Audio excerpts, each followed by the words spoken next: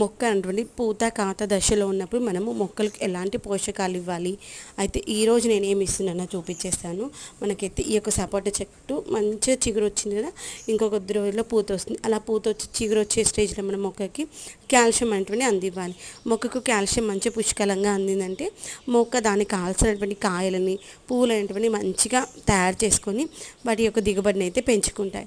ఈరోజు అయితే నేను మొక్కలకు కావాల్సినటువంటి కాల్షియం ఇస్తున్నాను. ఆ యొక్క కాల్షియం అనేటువంటి కోడిగుడ్డు యొక్క పెంకులు ఉంటాయి, ఆ యొక్క కోడిగుడ్డు పెంకుల రూపంలో ఇస్తున్నాను. అలా కాల్షియం ఇవ్వడం వల్ల మొక్కనైతే చాలా హెల్తీగా ఉంటుంది. వాటికి వచ్చేటువంటి పువ్వులు కావచ్చు, కాయలు కావచ్చు మంచిగా వస్తాయి. క్వాంటిటీ పెరుగుతుంది, వాటి యొక్క క్వాంటిటీ కూడా పెరుగుతుంది.